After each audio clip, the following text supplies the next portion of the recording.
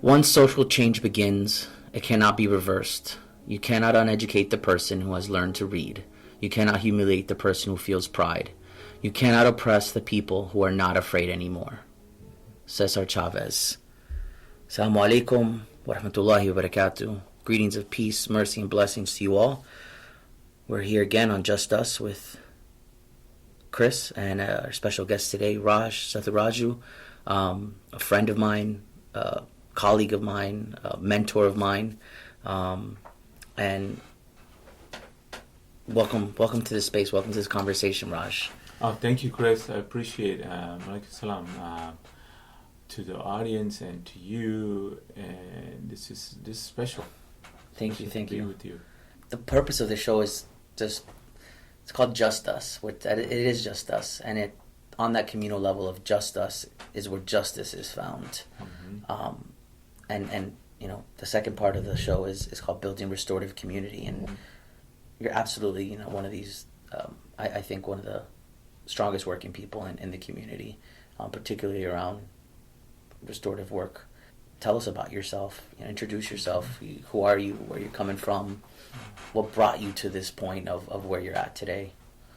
Well, I will start. I think the reading that you just did with Cesar Chavez saying that once change starts and social change, it takes on a life of its own. It's hard for people to stop it. Although we know those attempts are often made, right? Made at the state level, at the community level, at the family level. Sometimes we try to stop the change from flooding, whether the individual, the family, the community, or the system. And so, and I have been privileged to experience the change, and sometimes just take the change for granted and saying, "Oh, I should have the right to speak," and I know the right to speak did not just was handed down to all of us. It was something that people fought for. Yeah. Right. Labor Day is something people fought for. Just to be able to work 40 hours a week. Right. Most of us do work more, but having that right to be able to legally say you work 40 hours a week, you get these benefits and those things, and you have a job. Those things were not just something that was just handed to us. Those are things that came out of struggles, right? Change that was inspired by men and women and others who were in these conditions, and they looked up and said, "No more," right? They started, and slowly, decades later, we are beneficiaries of that. So that quote it's about understanding how one restores himself or herself or themselves, right? And you restore yourself and your humanity if you continue to struggle. If you stop the struggle and only sit in comfort, that's when we become sort of stale.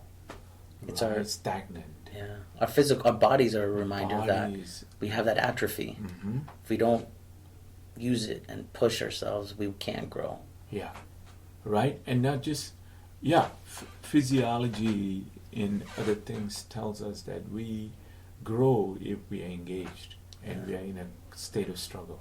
Yeah, that makes sense. Yeah, and so for me, right, what I do is built in struggle, right? So teaching is not about just simply supporting a curriculum, presenting what's in a textbook, right? Trying to take real life and then put them in chapters, right? And that's what textbooks do. They put them in chapters, and then give you a content list, and then schools are set up. You have 15 weeks. You have right? 6 weeks in some situations, 15 weeks of college, and you teach everything you can in that 15 weeks. Yeah. And we are, in many ways, the grades and other things that follow the end of the semester, right, also sends a different message that I'm not comfortable with, to say, oh, you have learned and comprehended, and now you move on to the next thing. Right. There is no comprehension that is all encompassing. Right. You can comprehend a certain part of the content and show that you have some understanding of the content. So as a teacher, right, I encourage my students to continue to struggle, to learn, to be inspired. Yeah. So that's one of the areas that I work in, right, in a formal institution, and trying to decolonize learning within that formal institution. Also get a chance in this capacity to go to a lot of workshops, meet other colleagues who at times are interested in what you do in terms of change making, and at other times they're like, well, I don't have time for it. I mean, my job requires me to be in class, to teach, and to make sure students understand this particular knowledge, which makes sense, right? Which makes sense from a systems perspective. You stay in your lane. Yeah. But what I often champion is that go there, do your work, but also figure out how that touches other aspects of life. And our students are not just coming in there to be unwrapped and rewrapped with the knowledge, right? You unwrap them, you pour in the knowledge, and then you rewrap it, and they move on.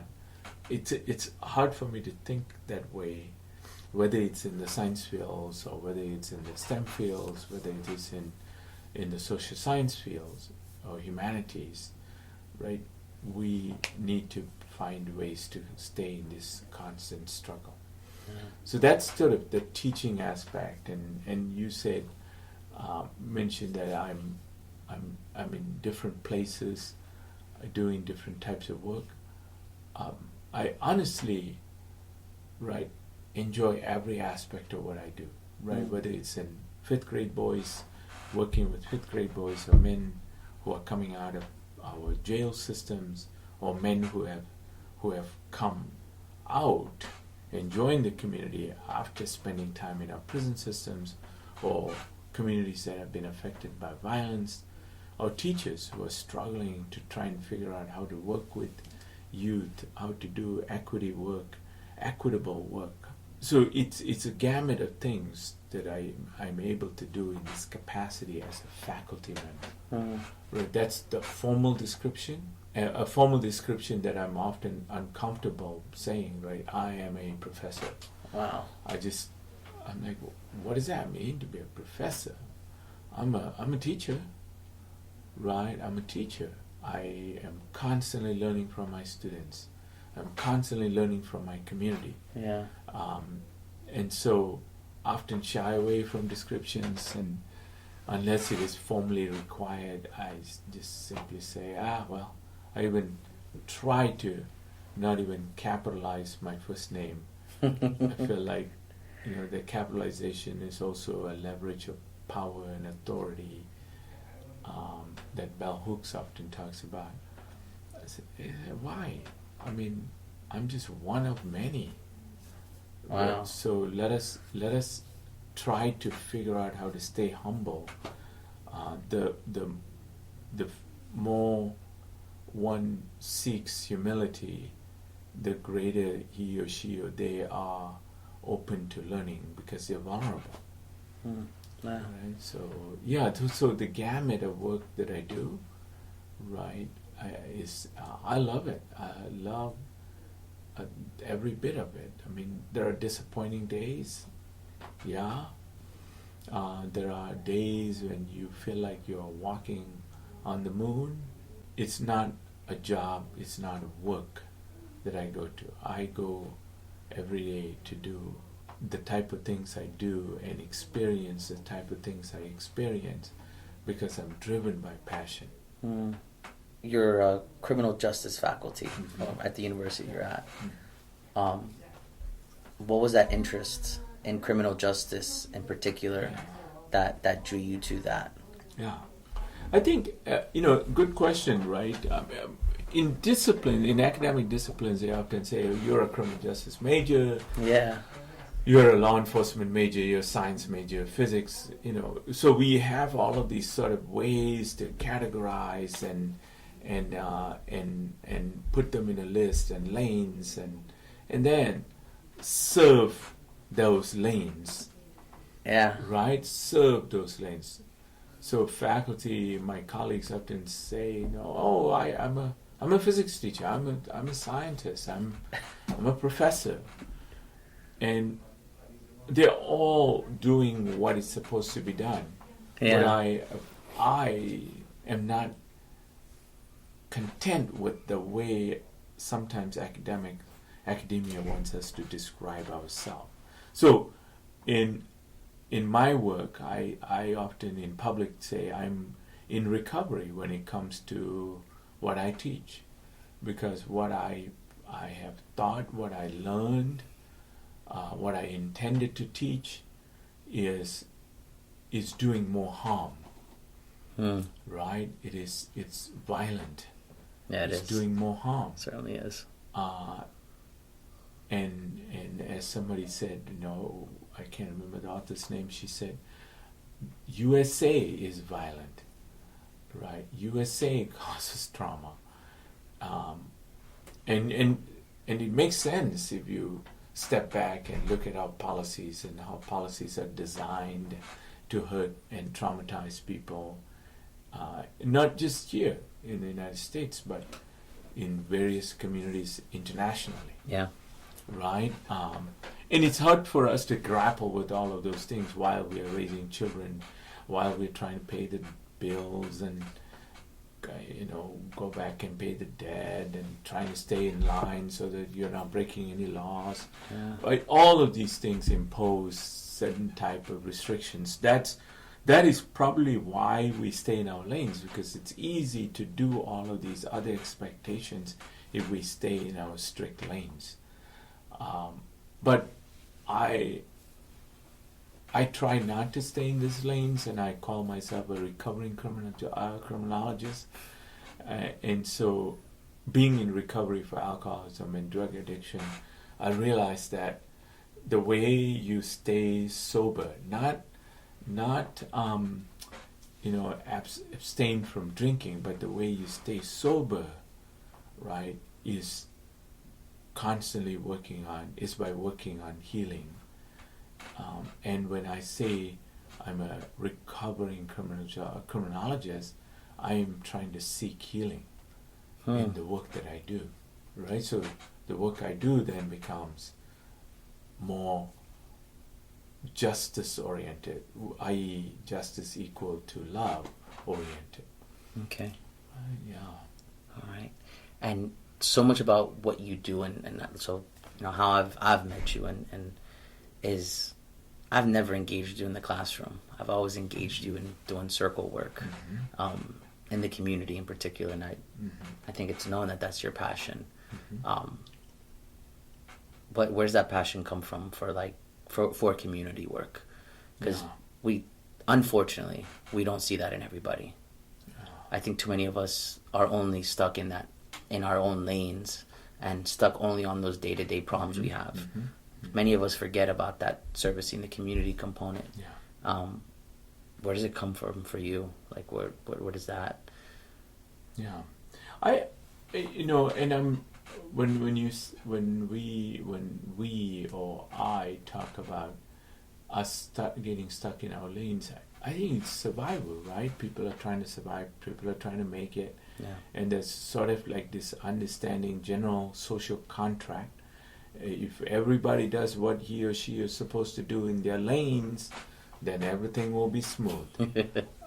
And I don't know. I mean, for me, it is contrary to my nature.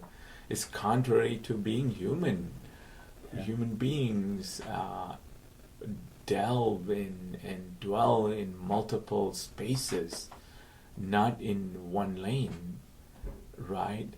So I am have been given the privilege of being crossing this lane, and it makes a lot more sense because I get a bigger, more comprehensive picture as opposed to just a slice of the problem or the issue or the experience, right? I get a more comprehensive picture of the problem, of the issue, of the experience, and so I'm able to connect at different levels. So some of it requires connection at the trenches, some of it requires connections at the systems level or at the communal level. So you try to do all of these things all at the same time. And to someone who's listening to it might sound like chaotic. Really not chaotic, because you're starting to see all of these patterns of connections, and so you are definitely able to bring in a more general perspective, a more informed perspective, because you're also at the same time, right, incorporating all of these different experiences and wisdom at different levels across lines, right, across lanes. And so when you in this infusion, in this process of creating a circle of knowledge, you are able to have a more wellness-centered approach to things. Yeah, I remember when I first started grad school, I was also working at the university at the time, and one of the professors that I often chatted with, he said that you should, because my aspirations were to be a professor and live that comfy life and have time to do other things. But I remember one of the things he said, to always ground yourself, and he says, academia, there's a stool of scholarship that you should keep in mind, and that stool of scholarship has three levels, or three legs, and one of them being teaching, and that's just part of the being a professor. But the other two were to be community based and being in service to the community, and then the third one was research and kind of expanding your understanding and the body of knowledge. And it kind of, to me, it sounds like that's what you're saying right now. Yeah, is like you have to do a variety of different activities so that you have like this fuller understanding to be in that position. Yeah, I like that description, right? I mean, there are three stools to academia. I mean, three legs to that stool of academia, and you have to make sure all of those stools, all those legs are steady, so it supports when one sits on that stool. I like that analogy. I'm also expand that analogy further to say that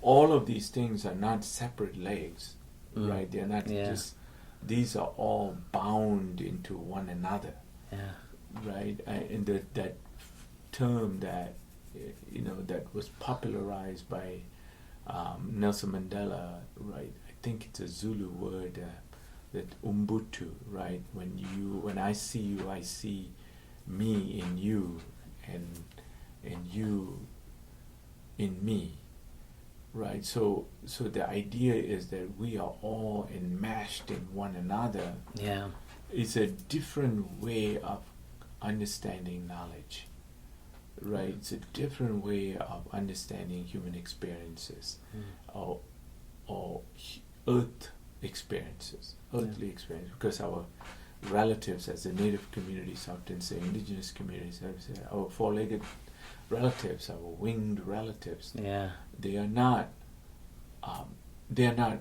separate from us. They are a makeup of who we are. We need to be able to see ourselves in them, Yeah. and them in us. Yeah. When we feel the love for our animal communities, our insects and our birds, there is this idea that we are all in this together. We are a part of a large mess. Yeah. And so, in developing knowledge based on that, will be heard differently, will be experienced differently, Yeah. should be written differently. Yeah, certainly should. Right? So, yes, I mean, that analogy of a stool with 3 legs is important, but also go beyond. There's so much more to it. And it's much more to it. Yeah. We're going to take a quick break, and we'll be back with more Just Us right after this.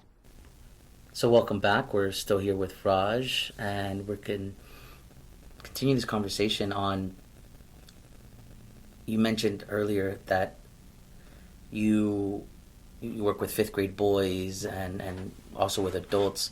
Mm-hmm. You're a professor. What are just those 3 areas that is that where you're at only? I mean, because I think anybody who knows you knows you're kind of all over, you're everywhere at the same time. You're in a million places. People will say, oh, well, you have to meet this one person, Dr. Raj, and then, oh yeah, I know him. I met him here and I met him there, or I was at this session with him, or I was at this circle with him. And I think that's probably one of the most admirable qualities that I see in you is you don't stay in your lane, as you said earlier, and you're everywhere. What are some of those areas that you're in that? Well, yeah, thank you for asking that. I think the areas that I'm in span from, as you said, 5th grade boys working with men who are in our prison systems or jail systems, working with communities to make sure that their transition into the community is much more safer, humane, so that their tendency to get caught up in the same sort of cycle that brought them into the system is broken, right? Even if they go in, they're going in as a different person now that they have actually experienced the love of the community that continues to want to work with them. So that's just one area.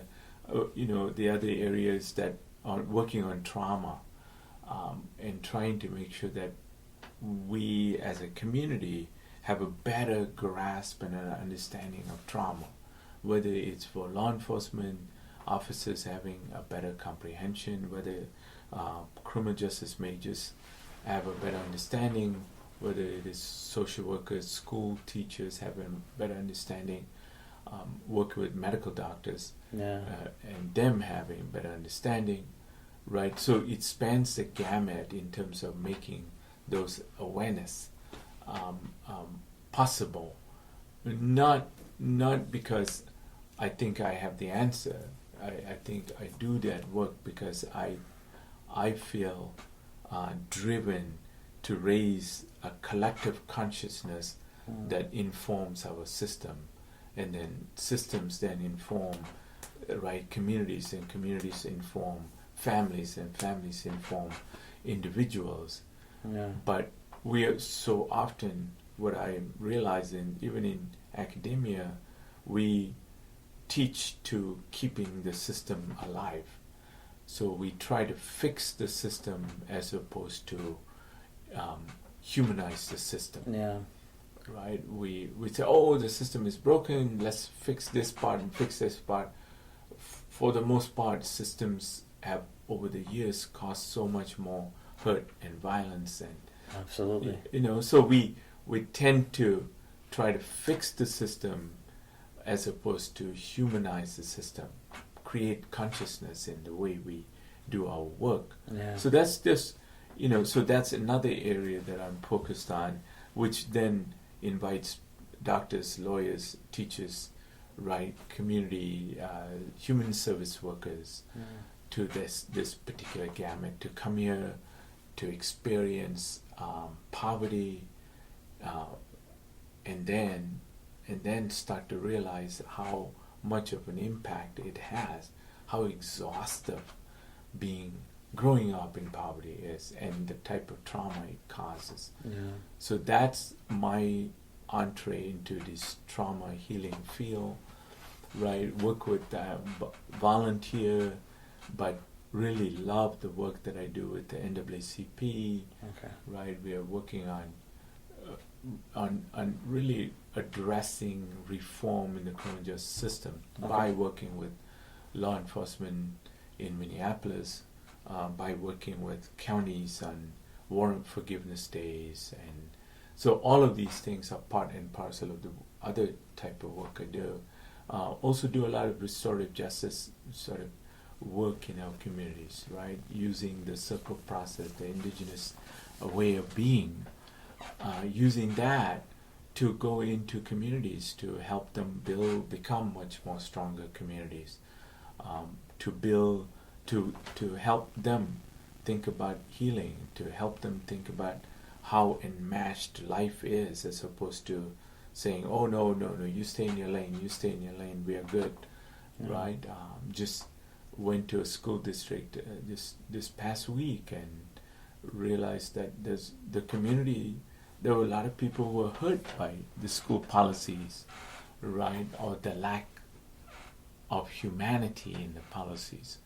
So and then seeing how the community reacted to the system, when the systems, those who make up the system, met, and the community said, no, we are taking over the meeting from you. And then you sit through, you listen. People were getting antsy and so like, oh well, I'm here to have this meeting and go on. And I kept saying, no, let us listen. And about an hour and a half later, they say, okay, now what?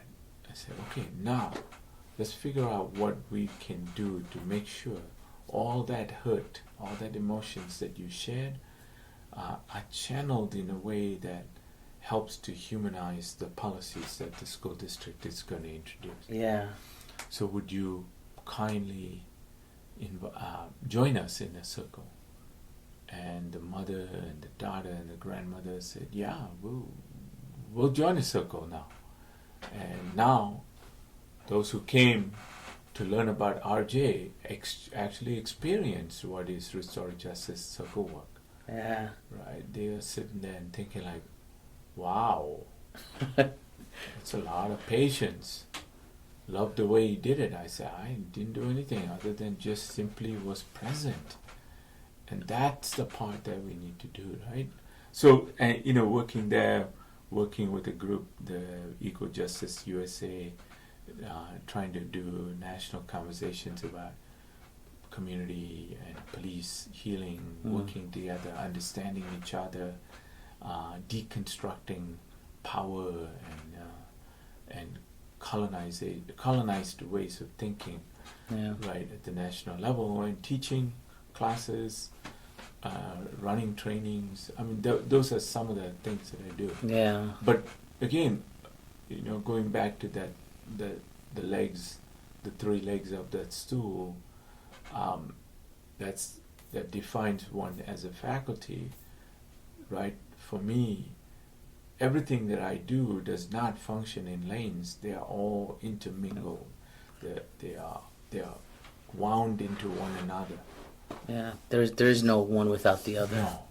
You can't just be in one lane. Yeah.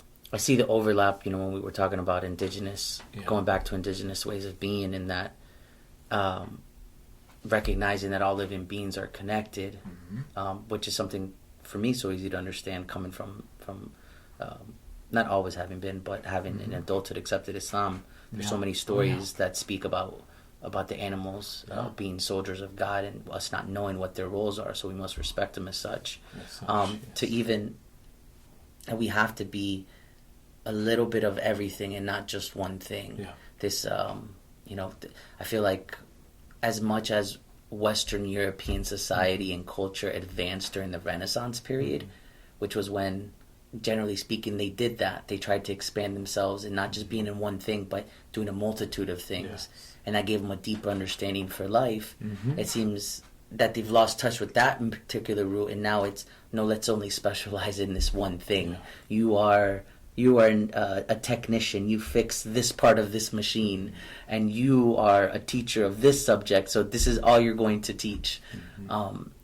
And we forget that that's not, life doesn't work that way. No. It's like everything's always interconnected. Mm-hmm. So the way we should learn and teach should be interconnected. Yeah. What do you find the hardest part about being that way, about approaching our work, right? Because the systems aren't set up that way, and they push back on us as individuals.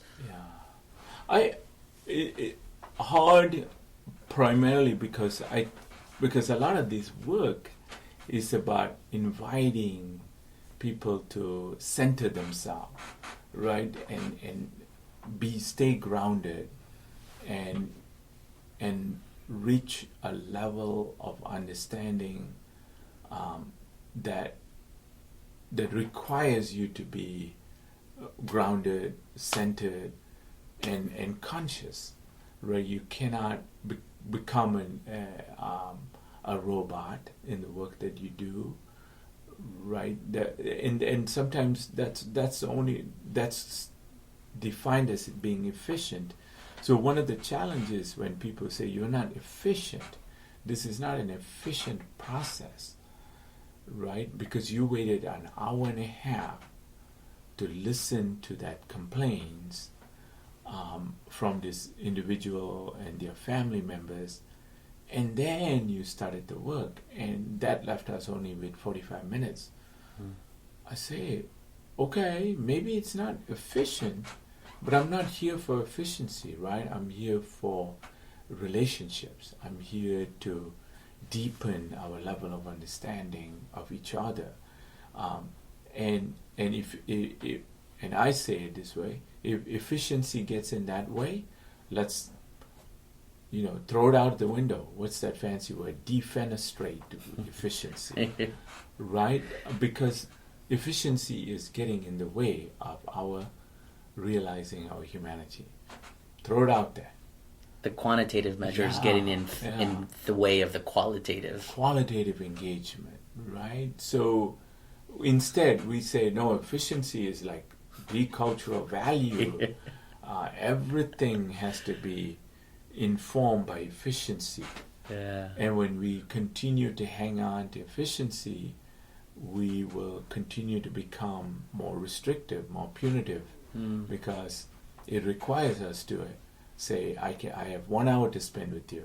If we don't resolve this problem, these are my sentencing guidelines. I'm going to sentence the heck out of you, and beat, and make you efficient. Wow. Right? So, and it takes the humanity out of the work, because efficiency then says, you do it this way for 1 hour, 15 minutes, then you switch over to the next 15 minutes. It doesn't allow you to be a complex being, a messy person, have a hard time functioning in this sort of. And again, I'm not knocking any of these values because it doesn't fit my framework, my analysis. But what I'm inviting us to think about is that staying for an hour, 2 hours, starting the day with the reading and grounding ourselves based on what Cesar Chavez reminds us, is that not efficient? Why is that not efficient? I feel very comfortable in saying, once I'm grounded, I'll go for hours to do that work, right? And I will fight and become a warrior for justice and love, right?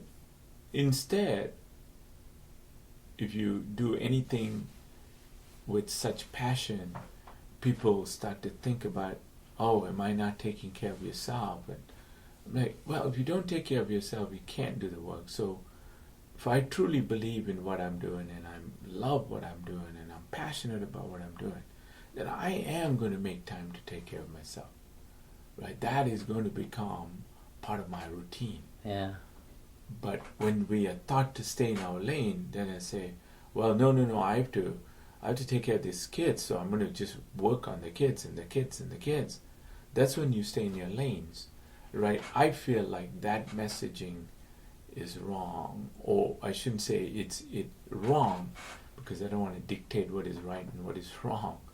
I humbly apologize for that, but will say that hasn't served well for me, right? It has put me in a space where I feel like I'm not doing well in my lane, therefore I must be defect. I'm not efficient, therefore I'm not going to be able to be successful, and so I numb that pain through alcohol, through drugs, and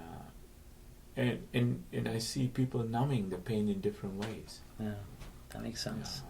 That makes sense to me. We're going to take a quick break, and we'll be back with more Just Us right after this. Welcome back. We're still here with Raj, and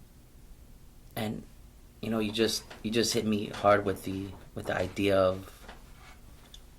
of efficiency. You gave me a new definition for efficiency for me to think about, and I'm gonna have to process that as I move forward. I think afterwards, but I think moving forward is probably the best thing. As you move forward in your work, where do you see you've seen some of the challenges already that you're facing, that you have faced, that you are facing currently. But moving forward, what are some of those opportunities? What are some of those things that you're looking for? What are you expecting from this field of the work that you do, of the projects that you're engaged in, of the positions you're in? How do you see that future moving forward?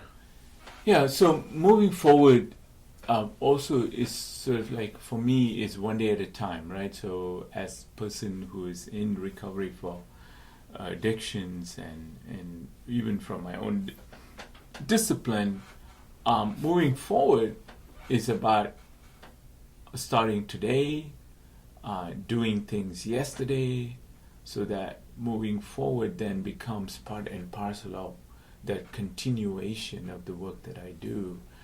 Not that repeat the same thing, but continuation based on the passion.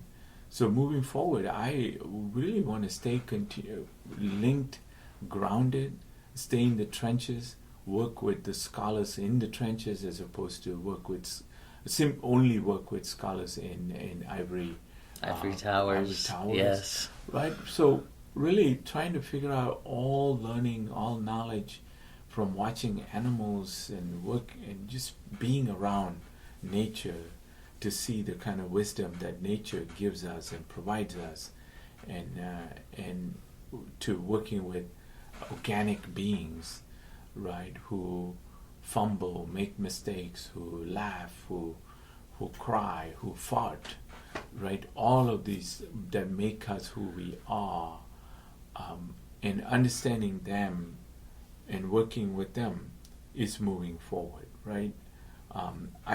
I'm not looking to resolve any major problems, right? There are people who say, oh, okay, this is my challenge, this is my experiment, I'm trying to find a cure for cancer. And that's admirable, that's beautiful, that's fantastic. Am I trying to find a cure for the criminal justice system? I am not. I think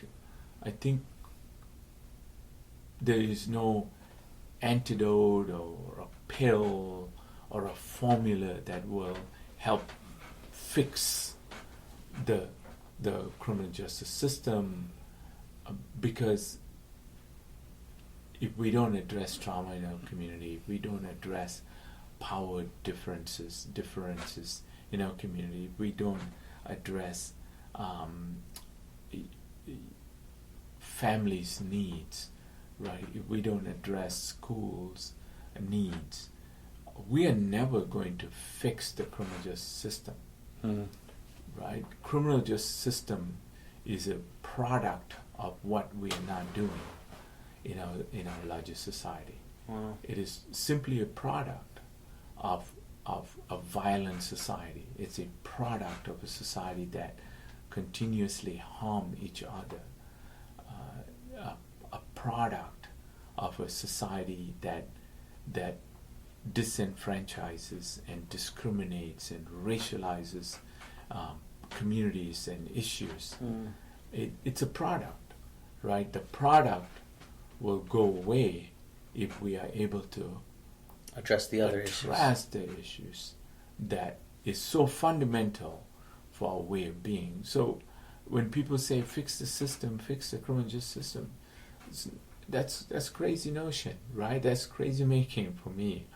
That's crazy talk, because it's a product. It comes out of a society that has left some people behind, and as a result of leaving people behind, we have necessitated the development of a system.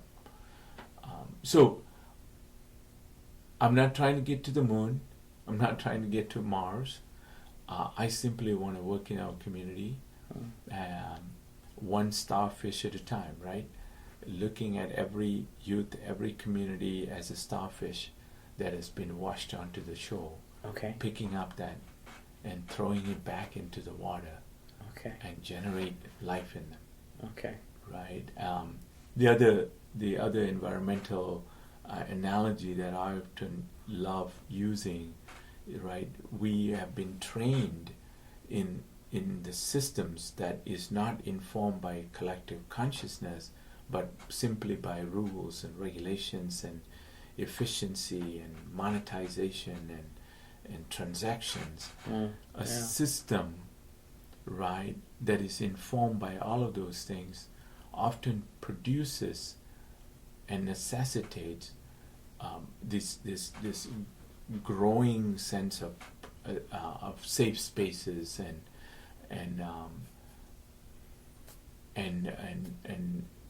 safety concerns, right? Without saying human beings are much more than just simply living in safe spaces. We are complex beings who needs to be constantly challenged in order to grow.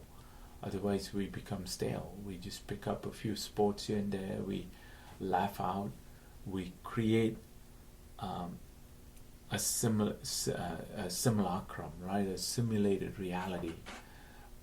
As opposed to saying, our world can be much more than what we are. So I want to, in the restorative field, I want to be able to say, we are restoring one person at a time, one community at a time, and creating a humane space, a beloved nation, as Dr. King would say, in the work that we do. So I will die and body will decompose or burned, however it goes, right? Before I realize those things, but I know I'm part of that journey that was so beautifully formed by many others who came here before. So I'm standing on so many people's shoulders, trying to reach the stars. Yeah. And you speak, looking back to standing on the shoulders of those that have come before us. What do you, and still in a spirit of looking forward, right, and of how we move forward, what is it that you want to see in the practitioners of the future of restorative practices? I mean, it seems like you're going to stay doing the work that you're doing, and you probably would only expand it, but you wouldn't go back from it. But what is it that you would like to see in others in our field? Yeah, part and parcel of what I am realizing, the more passionate I am, the more in love I am with what I do, because I love the people, I love our communities, I love what we can do as a collective conscious consciousness, right? So what I'm hoping for future practitioners or people who are in the field doing the work to continue to love what we do, to continue to explore, to continue to ask the questions that make us uncomfortable. As I mentioned before and previously in other places, right? Unless and until we realize that we are in constant struggle, we get comfortable, right? We are constantly in struggle. Struggle doesn't have to be good, bad, fight against the evil and all those things. No. Struggle is about realizing our humanity, right? Our humanity has a lot of potential. So the work that I'm hoping for our practitioners is to continue to be in love with what we do, work with and lift up one starfish, one community, right? One person at a time, and throw them back in that water, and then the analogy earlier I used, right? That we are so caught up to stop asking what is wrong with the fish that washes ashore and dies, and saying, what's wrong with the whale? What's wrong with the dolphins? What's wrong with these fishes in Minnesota lakes? Instead, look at the conditions of the lake, conditions of the ocean, and say, what's going on in the water? Right? These are wisdoms that I didn't come up with. These are wisdoms that our native indigenous communities have always had. Their first look is at the water and saying, what's going on in the water? Let's find out. Let's figure out how do we mobilize to clean up the water so that the fish is not going to be washed ashore dead, right? So, but we're trying to solve the problem at the fish level and ask the questions. It's like, what's wrong with the fish? Instead, asking these bigger questions, because the bigger question may not be efficient, but it is the necessary question. It is what's going to make the difference. What's going to make a difference, right? As Marvin Gaye's song says, in the 60s, what's going on, right? The bigger question, what's going on, right? Instead, what's wrong with you? So that was a blame on the individual. Yeah, right. Or what's wrong with them, right? And then you sort of create the us versus them, and it's a way to, again, not hammer hard at capitalism, but capitalism, in order to survive, has created all of these norms that isolates and pits us against each other, and wants us to consider that our issue is our issue, their issue is their issue, as opposed to continuously examining what kind of environment are we in, what kind of air are we breathing. So, again, and learn to have fun. I want future practitioners to never let humor go, right? Learn how to have fun in life. Take care of yourself, right? Go for walks, work out, find ways. I mean, you don't have to be a member of a fancy club to work out. Yeah. That's the image that we have to say. If I don't belong to a gym, I'm not working out. Okay. No, right? There are ways that our elders, indigenous communities survived healthy until we polluted their waters, until we polluted their environment, and they began to die in mass. Yeah. So learn to have fun, engage, explore, be one with nature, build deep relationships, right? Not this like I want to get to know you business, but deep relationships with one another that allows us to have a better frame of reference when we talk about and work with our communities. I don't know if that makes any sense. I know, it makes perfect sense to me. Like as I'm listening to you, I'm sort of like, this one phrase keeps coming to my mind is lost opportunities. Yeah. Like, we lose these opportunities to take care of our bodies. We lose these opportunities to have a deeper rooted relationship with other people. We lose these opportunities to have fun, You know, and I'm wondering if what are those other lost opportunities that you see for not only our communities but specifically those practitioners. And I feel like there's a certain burden on us as people who call ourselves restorative practitioners, right? Who we say this is our work, and that's like the cliche saying, you know, with great power comes great responsibility. That's Spider-Man saying, but I feel like it's so true, and I feel like, you know, we've developed these skills and we've been put in these positions that we can leverage, and I feel like a lot of times I'm not fully aware of the opportunities I'm losing to do better. Yeah. Not by myself, but more so by the community. Yeah. So I'm wondering, what do you see that maybe some of those lost opportunities? So the lost opportunities is a result of us trying to do this work from the definitions of a system. So that's when we lose the true opportunity, right? We're invited by systems to say, you know, can you come in and resolve these problems, solve these problems? And we go in there and we say, okay, we according to the system, according to the rules and regulations, we're going to do this work. We're trying to do restorative circle, indigenous work in a system that continuously harms everything that we believe in or we are made up of, right? So even if you are within the system, keep the integrity of this work going, right?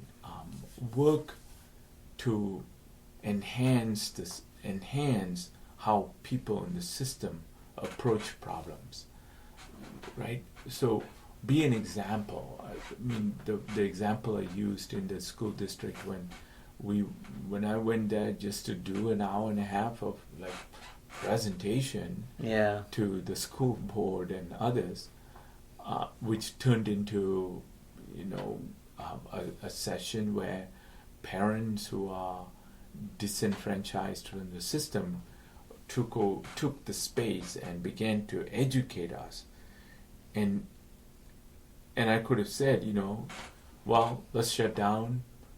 The superintendent could have stood up and by just simply standing up and exercising his power could have shut the whole thing down. I kept looking at the superintendent and saying, no, just stay seated. Stay seated in your circle. Yeah.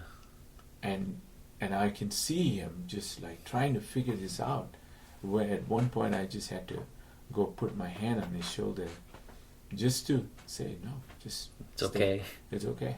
It's okay. People were like, well, this man has come here to do this work. I'm like, no, this is important. This is the work. This is the work. And then, because they have this sort of sanitized understanding of restorative circle process, they don't have this understanding of this work being messy, right? That's exactly. So people began to like really experience this, and then when the family, after talking, after expressing, after being emoting, said, because now they feel like they can sit down in the circle, and the circle expanded to engage them, and at the end of the day, right, people were hugging each other and looking at each other and saying, you know what, here's my number, call me. We're going to continue to work on this. You know, I want to, anyone who's listening, anyone who is thinking about this work, want to invite us to try not to think that there is one way of doing this work. There's an efficient way of doing this work. Therefore, he or she or they might buy a whole bunch of books and read and say, okay, now I have a better understanding. I want to invite you to do what you do and start to be grounded so that you now have a more comprehensive understanding of what you do and the kind of ripple effects it has in other people's, and start talking about it. Yeah. Start forming a circle around those issues, right? You don't have to find a problem. Just simply say, how are we doing? What's going on, right, with us, right? How are our bodies affected if there's a police shooting of a male, an African American male? Is that affecting my body? Does it not? Let's have that conversations. Yeah. Don't wait for you to enter into some organization to volunteer. Right? Start the process. How are we doing? What's going on with us? And expand that circle. Right? Expand that circle. You don't need to go knock on doors to look to resolve a problem. Right? That's what we do in our laboratories. These are not, human beings are not rats in a laboratory. We're just simply messy human beings. So do that. Start there and slowly start to expand your ability to connect, right? To add that layer of collective consciousness to the system that you're a part of, right? And the community that is informed by the system that you're part of, the family that you are part of that is informed by the community, which is informed by the system, right? And then you as an individual informed by the family, and then by the community and by the system. Add a layer of consciousness, right? Be awake. Right? Because we, as Audre Lorde says, right, we often try to undo the master's house with the master's tools. And that is hard to do. If not, it's impossible to do. Right? The master's house is built with an understanding that its tools are to serve the system, right? As opposed to undo the system. Yeah. So we have to bring in a different type of a narrative, a different type of a voice. And always remember, right, as Cesar Chavez would say, right, the fight for social justice is never about just potatoes and about grapes and lettuce. It has always and always been about the human being. Thank you. So, yeah. I appreciate that. On that note, I'll close with one of my favorite pieces. I never saw a wild thing sorry for itself. A small bird will drop frozen dead from a bough without ever having felt sorry for itself. D.H. Lawrence. Thank you for listening to Just Us. Please join us next time. Goodbye.